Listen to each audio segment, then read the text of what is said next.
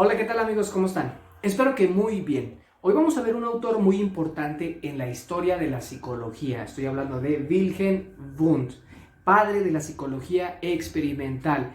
Digamos que es el padre de la psicología científica. Digamos que cuando ya empieza a tener esa rigurosidad de comprobación, de experimentación. Un personaje muy importante para los que estudiamos psicología. Así que si estás interesado, pues quédate. Obviamente agradecerte mucho tu like, tu suscripción, algún comentario o pregunta que tengas.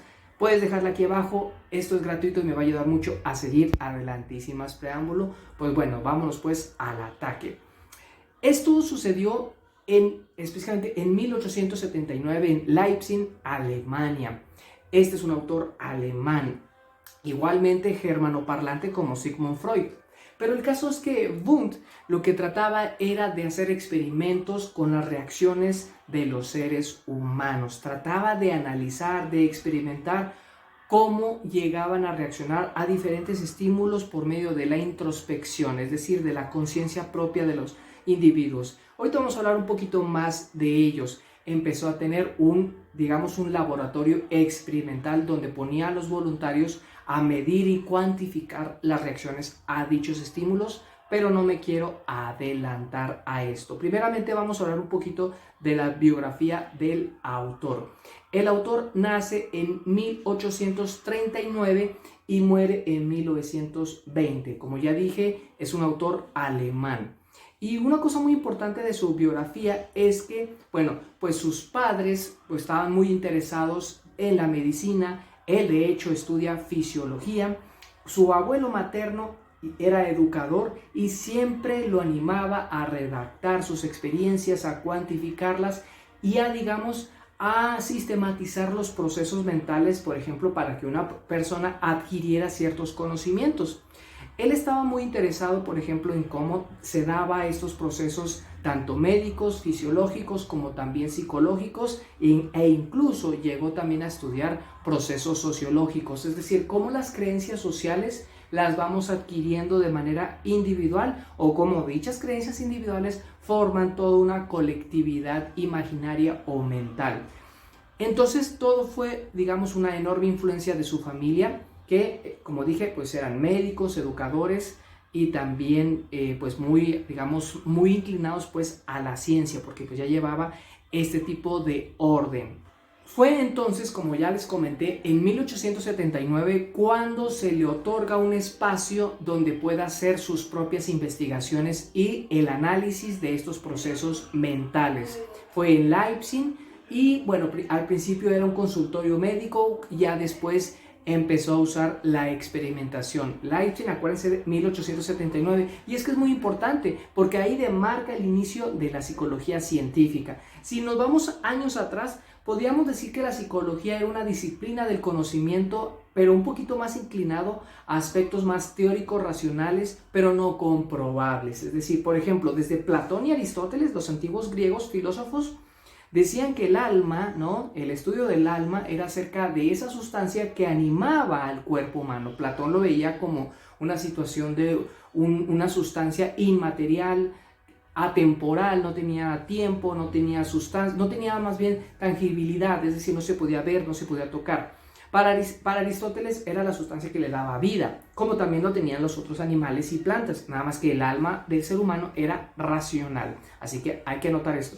Y así pasaron muchísimos siglos, ¿no? El estudio era más bien teórico racional, se analizaba por medio de conjeturas pues más reflexivas. Fue hasta 1879 cuando Wilhelm Wundt pues lo que busca pues es comprobar dichos conocimientos. ¿Qué es lo que hacía este autor? Bueno, como ya les dije, él lo que buscaba es hacer una investigación de los procesos conscientes de las formas y conexiones de dichas situaciones, de dichas funciones mentales. Otra cosa muy importante es que los procesos conscientes les llamó la experiencia inmediata, a diferencia de la experiencia mediata, es decir, cómo reaccionaba el individuo de manera primera a los estímulos que se le estaban presentando. Y es que, si podemos decir, pues, lo que buscaba Wundt es, digamos, comprobar cómo experimentaba la gente las reacciones, las sensaciones, sus sentimientos. Así que muchas veces lo que le buscaba era, por ejemplo, sentar a los individuos y ponerle diferentes estímulos, ya sea, por ejemplo, luces, se le ponían sonidos y se le registraba las respuestas, cómo hacían los gestos, cómo reaccionaban, qué decían, ¿no? A diferentes estímulos, por ejemplo, cómo asociaban las palabras. Y este era un ejercicio también, obviamente, de una introspección, es decir, lo que buscaba era que el individuo también dijera su propia experiencia interna, también esto llamado introspección, que en pocas palabras introspección significa ver hacia adentro, es decir, qué sentía, qué pensaba, qué sensaciones se le tenía al sujeto cuando se le expresaban dichos estímulos, ¿no? Luces, en ese ambiente, digamos, en ese laboratorio, porque sí, dicho sea de paso, es un laboratorio.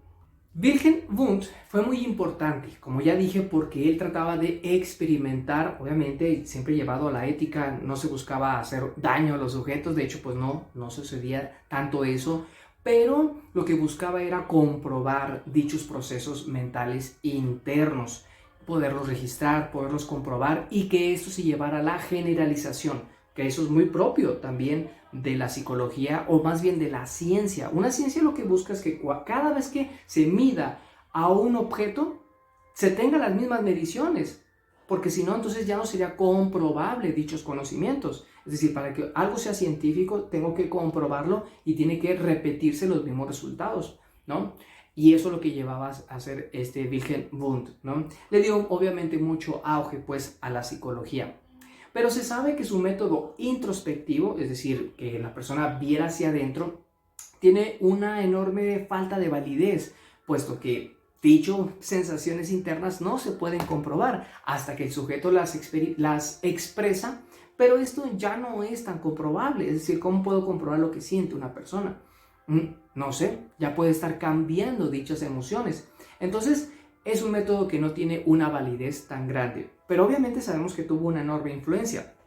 Por ejemplo, repito nuevamente lo de Sigmund Freud, que la enorme diferencia de Freud con Wundt es que Wundt lo que buscaba es que él decía que la conciencia nos dirigía a los estímulos ambientales, es decir, que nuestra conciencia y nuestra voluntad iba a dirigir las acciones que tenemos. Pero Sigmund Freud tenía un as bajo la manga y decía, no es cierto, es más bien el inconsciente, es la parte de nuestra mente que no tenemos la voluntad, es decir, que nuestros comportamientos están guiados no por nuestras decisiones conscientes, sino más bien por nuestros deseos inconscientes, que obviamente por su naturaleza no nos damos cuenta. ¿Qué les parece? Lo que sabemos nuevamente es decir que Wundt lo que buscaba es hacer ese análisis muy importante, experimental, científico, para que, pues bueno, la psicología diera lugar. Y es muy importante que, por ejemplo, la asociación libre de palabras no fue usada tanto por Freud. Freud usó la asociación libre, pero más bien fue el discípulo de Freud, Carl Gustav Jung, que usó este tipo de métodos, la asociación libre de palabras. Es decir, se le decía al sujeto una palabra y él tenía que responder con otra de una manera casi instantánea para que,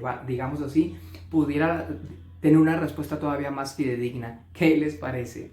Y bueno, pues esto ha sido un muy breve resumen de la vida y de la obra de Wilhelm Wundt. Si te agradó esta información, te agradezco mucho que le des un like, que te suscribas. Alguna pregunta o duda la puedes dejar aquí abajo, esto me va a ayudar muchísimo. Y bueno, pues agradecerte principalmente tu atención. Y esto ha sido por todo y nos vemos en el próximo video. Hasta luego.